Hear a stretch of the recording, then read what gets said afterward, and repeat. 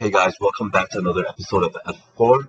Some of you guys I know have been having some trouble dealing with Sparky, and in this replay, I just wanted to showcase some of the ways that you can deal with it without having to pack a Zap or a Free Spell or Ice Spirit in your deck, as popular as these cards have been. I also wanted to showcase some, split pushing and unit splitting techniques. So let's just hop into this replay. So I'm playing a very standard giant balloon deck, backed up by cheap cyclable units. As you can see in my hand, I have a Elixir Collector, which I'm going to start off with. I feel very comfortable doing that because I have Barbarians coming up next, and my minions and skeletons, which run as pretty good defense. He drops his Ice Wizard and his Miner to take out my Elixir Collector. Now, I'm going to drop my Barbarians immediately to take out the Miner, to just try to save as much of my Elixir Collector as possible, while putting down a counter push in my right-hand side lane. Now, because my opponent drops a Sparky in the right-hand side lane as my Barbarians are walking up, I was faced with a decision. Do I keep pushing my right-hand side lane and double down with either minions or my giant, or do I push the other lane? Because I was at roughly 7.5 Elixir, I knew I was able to drop my giant and back up by my minions, which is what I do on my left-hand side lane. And I just truck up my 5 Elixir Barbarians as a loss. Now my opponent are going to drop Barbarians in front of my giant to try to slow it down. But my minions are perfect counter, and my princess is going to slightly chip away at those Barbarians. And now, the Sparky is coming down the right-hand lane, and I still have to deal with it somehow. So, as you can see, I'm hovering my skeletons, and what my skeletons are going to do is that they're going to soak up the Sparky Blast for only 1 Elixir, while cycling back to my Barbarians, which I can drop on top of the Sparky and take it out. If I had the guts to do it, and I was perfectly confident in my micro technique, and I had Barbarians in hand, I would have attempted to try to do a perfect surround on a Sparky, but those are really risky. In case you do mess up, your Barbarians are going to get completely wiped out, and you're going to be put in a 5 Elixir deficit. So I go with the safe play. Now, unfortunately, because he also has a Mini Pekka walking down the left-hand side lane, I had to kind of leave it alone. My tower does take 2 hits from it, and again, I just kind of have to chalk it up as picking, the best of 2 bad options. Now, my opponent kind of messes up here. He drops his Ice Wizard in a slightly off location, so I managed to squeeze 2 of my Barbarians through it. And as you can tell, those 2 Barbarians end up doing more damage on his right-hand side tower than his 2 Mini Pekka swings on my left-hand side tower. Now, I redrop my Elixir Collector and start with my reset, and I start pumping up again. Now, I'm closing out on 8 Elixir, so that's my bread and butter. My giant with my minions coming up, expect him to drop Barbarians like he does so right there. And my princess comes down to do a little extra chip damage on those Barbarians. Now, personally, I think he messed up a little bit, so what ended up happening was that he dropped his Miner to take out my princess, a very standard play. But he dropped his Miner between my minions and my princess, managing to hold back my minions from his tower. So I understand maybe he doesn't want to take additional damage on his tower from my minions, but in this particular case, his Miner is going to go down slightly quicker and might only get 1 or 2 hits off on my tower, like so. Now my minions are going to fly up, and they're going to get completely destroyed by his powers. Now we're basically at even Elixir right now again, and he starts off by dropping his Sparky. At the time, what happened was that I had 10 Elixir, so I had to cycle through again because I had no actual droppable cards in my hand. That's what I do with the skeleton. I split it in the back because I was actually expecting his Sparky.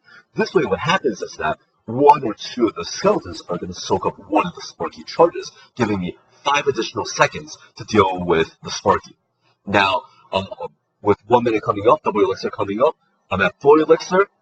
I'm able to draw my pump again for a little bit of Elixir advantage. I'm perfectly comfortable sitting in a 5 Elixir deficit, just again because it is double Elixir time. Now my opponent, keeps going on his left-hand side. So my problem right now is that he already had 9 Elixir worth on his on my left-hand side, and there wasn't really any good way for me to stop that push, so I kind of had to race him on my right-hand side. So that's exactly what I do. And also because it's double elixir, now it's time for my balloon to shine. Time to bust out that surprise balloon.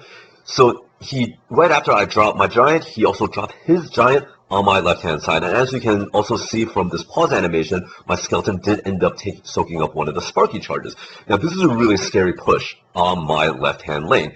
He has 14 elixir coming down, and I am only going to have about 10 coming down his right-hand side. But I do know with my giant tanking, my balloon is going to do a ton of damage, and I feel perfectly comfortable racing him at this point. Now, what also happens right now is that because he drops his Mini Pekka, I kind of have to respond a little bit with my minions. This way, my giant is not at a complete loss, and his Mini Pekka is able to wander down and start smacking my right-hand side tower. What this also allows me to do is now I've completely cycled back to my skeletons. So what's going to happen is that I'm going to drop my skeletons to soak up that 1 damage, and this is going to be 6 elixir defense. I'm going to drop my Barbarians immediately to take out that Sparky. But unfortunately, he also dropped his Barbarians behind the river, and this is going to kind of mess up my Barbarians. They're not going to 100% take out that Sparky, but we can look at the aftermath. So now we're going to be trading towers. I also dropped the arrows because he doesn't really have anything else good to arrow. Just do a little extra chip damage on everything else. And as you can see, the arrows did help me take out his Sparky. Now, as this giant starts bearing down on my king tower, my balloon already got 1 hit off. My minion is starting to hit away at his king tower, and I believe I actually got a 2nd hit off with my balloon at this point. Now I dropped my princess, and it's going to do splash damage, and it's going to start slowly whittling away the ice wizard and the barbarians in the back.